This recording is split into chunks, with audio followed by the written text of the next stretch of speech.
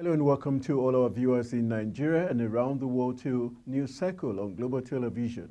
We are live in the nation's capital, Abuja. I am Anthony Momodu. The American International School, Abuja, has requested the Economic and Financial Crimes Commission, EFCC, to provide authentic banking details for the refund of fees paid for the children of Yahaya Bello, immediate past governor of Kogi State. The EFCC had said Yahaya Bello allegedly paid $720,000 in advance as fees for 5 of his children from the coffers of the Kogi State government. The children are in grade level 2 to 8 at the school.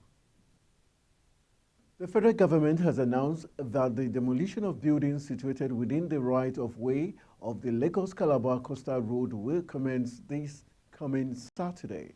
The Federal Controller of Works in Lagos State, Korede Kesha, disclosed this during a press briefing held in Lagos. Kesha urged all residents whose houses have been earmarked for demolition to visit the Ministry Secretariat in Lagos to address any necessary procedures required by the ministry. She stated that the demolition team would commence the removal of the marked properties on Saturday.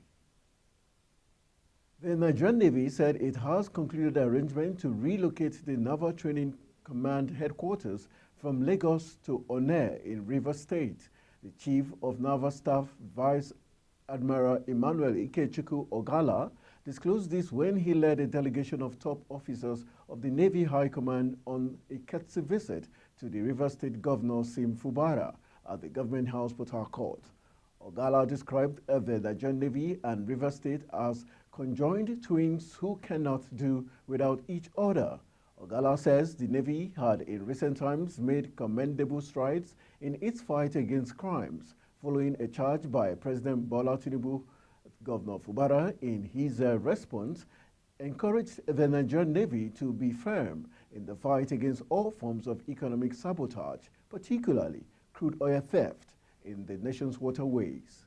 The governor noted with delight the positive results already recorded by the Navy in the state due largely to the tremendous support it had received from his administration. And still in the news, the Taraba State Police Command said it's on the trail of a former chairman of Takum Local Government Council, Honorable Sheban Tikari, over the alleged murder of late Honorable Hosea Ibi, former member representing Takum in the State Assembly. Ibi, who was kidnapped on December 30, 2017, was found dead at the old site of SCC Quarry along the Takum-Kashibila Road in Takum local government area of the state. The body of the lawmaker was found 16 days after he was kidnapped by unknown gunmen from his house located opposite the Ada Barracks in Takum area of the state. Those involved in the killing of the former lawmaker were arrested and prosecuted at the Taraba High Court presided by Justice Joel Ajia, where the convict, during cross-examination, confessed that they were contracted by Tikira to abduct the victim. A former Senate spokesperson, Ayogu Eze, has died at the age of 66. Eze, who represented the Enugu North Senatorial District between 2007 and 2015, passed away on Thursday in an Abuja hospital after suffering from an undisclosed illness. Eze, who is also one of the founding members of the People's Democratic Party, was confirmed by the Senate in May 2023 as a Federal Commissioner for Revenue Mobilization, Allocation, and Fiscal Commission. Insurance Corporation NDIC has inaugurated an Anti-Corruption and Transparency Unit ACTU at its headquarters in Abuja. Speaking at the inauguration, which was conducted by officials of the Independent Corrupt Practices and Other Related Offenses Commission, ICPC, the Managing Director, Chief Executive NDIC, Bello Hassan, said the corporation has a culture of zero tolerance for corruption, which is further strengthened by its core values of teamwork, respect and fairness, integrity, professionalism, and passion. He explained that the specific measures include robust internal controls, regular risk assessment, and strict adherence to regulatory guidelines and comprehensive training programs for employees. The Nigerian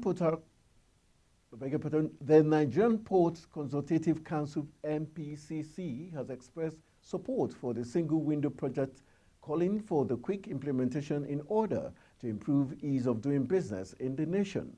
In a statement by the chairman of the council, Bolaji Somola, said that the project, when fully implemented, will not only increase the ease of doing business in Nigerian ports, it will further assist the facilitation of trade in ports and border ports.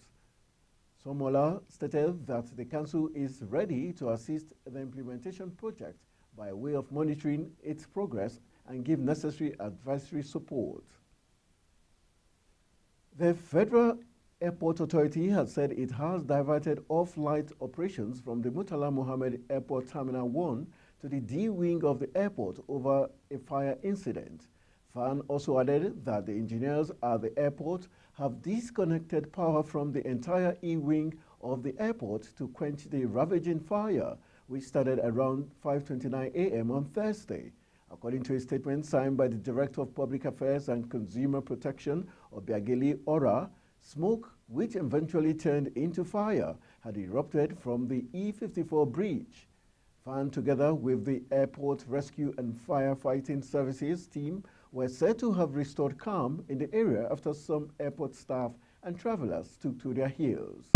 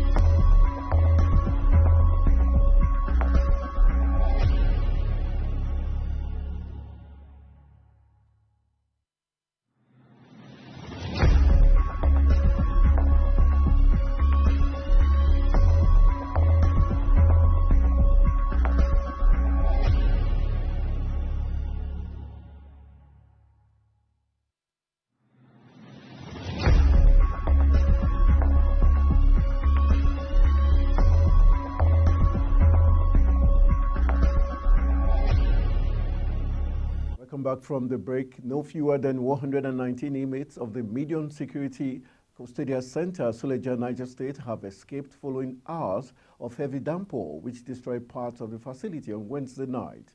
Spokesman of the Federal Capital Territory Command of the Nigerian Correctional Services, Adamu Duza, disclosed this in a statement. According to him, the service has immediately activated its recapturing mechanism and, in conjunction with the sister security agencies, has so far recaptured 10 fleeing inmates and taken them into custody, while still in the hot chase to recapture the rest. The Nigerian Civil Aviation Authority has suspended the air operator's certificate of Dana Air. This came barely 24 hours after Dana airplane coming from Abuja landed at the Lagos Airport runway and veered off into a nearby field. Dana airplane with registration number 5NBKI had 83 passengers on board. However, all passengers and crew members disembarked unhurt. NCAA, in a letter signed by the acting director NCAA, Chris Njamo, said the AOC of the airline had been suspended. While awaiting the investigation report from the Nigerian Safety Investigation Bureau, NCAA said it had initiated an in-house compliance assessment of the occurrence, taking into account Dana's track records in related occurrences. Nigeria and 15 other countries have been boosted with $36.5 million in new funding to eliminate trachoma in their countries. Country Director for Site Savers, Dr. Joy Shuaibu, an international development organization, made this known in a statement in Abuja. Trachoma, according to the news agency of Nigeria, is a neglected tropical disease which begins as a bacterial infection that affects the eye and causes vision loss and permanent blindness. Shaibu said the funding was under its Accelerate program aimed at eliminating the disease by 2027.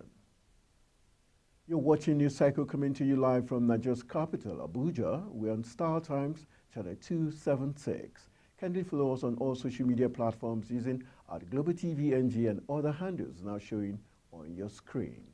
When News Cycle returns, Fan diverts flight operations as fire breaks out at Lagos Airport. These and other stories coming right after this break. So stay with us.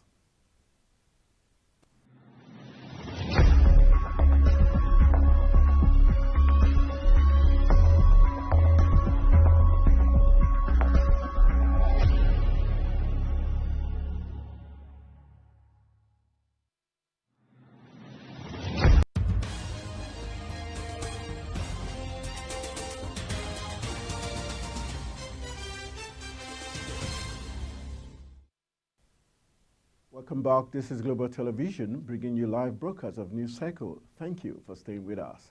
In business, the Commissioner for the Lagos State Ministry of Basic and Secondary Education, Tolani Ali Balogun, has said the state government will be paying 1.5 billion naira to register 58,000 students for the 2024 West African Senior School Certificate Examination for this year. The Commissioner said this while reporting the activities of the ministry in commemoration of the first year of Governor Babajide Sanwo-Olu in office for the second term of his administration. And still in the news, the Nigerian Education Loan Fund has warned against what it described as a fraudulent advertisement about a federal study loan. These followed adverts on some news sites where the website www.fedstudyloan.gov.ng is being advertised as the application portal for the highly anticipated student loan scheme of the federal government. NELFund clarified that it has no association with this website and strongly condemns any attempt to deceive students seeking financial aid. Read a disclaimer signed by its media and public relations lead, Nasir Ayitogo. Ayitogo says the fund official channel for student loan applications, which will be open to the public in due course, is www.nelf.gov.ng. The federal government recorded a 52.9% year-on-year increase in deficit spending to 12.86 trillion naira in 2023 from 8.41 trillion naira in 2022. The rise in deficit spending was driven by a 40.6% rise in expenditure, which moderated the impact of a 20% increase in revenue during the review period. Following the same trend, expenditure rose to 18.83 trillion naira in 2023, representing 20.5% year-on-year increase from 13.39 trillion naira recorded in 2022. The federal government recorded the highest deficit spending of 1.68 trillion naira in March 2023. The Corps Marshal of the Federal Road Safety Corps, FRSC, Dauda Aliyu Biu, has said that the total of 33 persons died in 62 road traffic crashes during this year's Easter celebration. Speaking during the press conference on the outcome of the 2024 Easter and Eid al-Fitr special patrol operations that lasted from March 28 to April 2nd and April 8 to 13, 2024, respectively, the Corps Marshal said during the 2024 Easter special patrol period, the Corps recorded 62 road traffic crashes. This is against 107 in the same period of 2023, representing 42% decrease. These crashes involved 417 people in 2024, in contrast to 705 in the previous year, also indicating a significant reduction of 40.9%. The analysis also shows that of the aforementioned crashes, the Corps also recorded reduction in fatalities as 33 victims were killed in 2024 against 81 killed in the same period in 2023.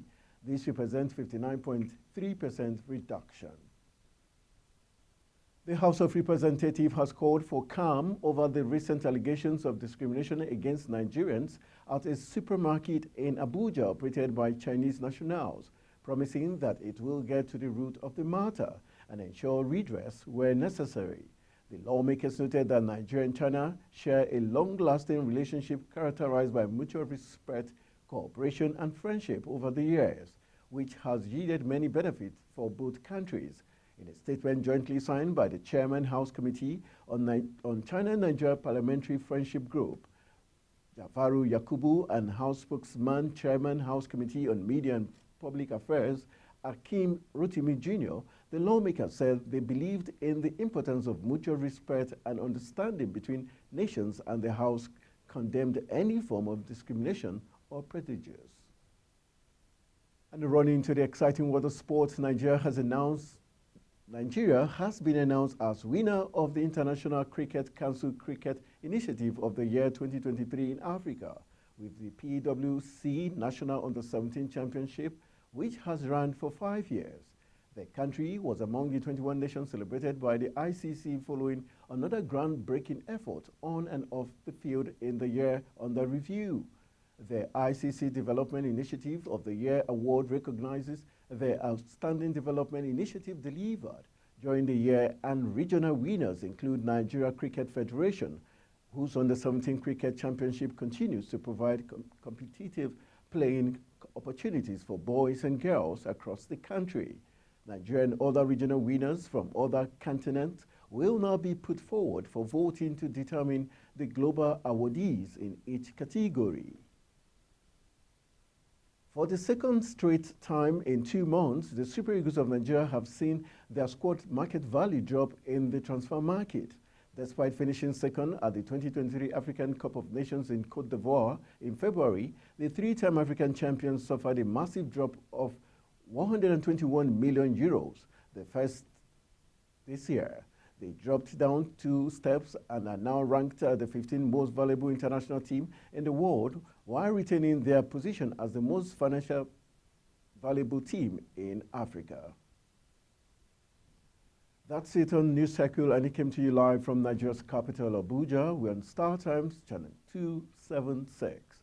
Kindly follow us across all social media platforms using @GlobalTVNG and other handles now showing on your screen. I am Anthony Momodu saying thank you for watching, and see you again.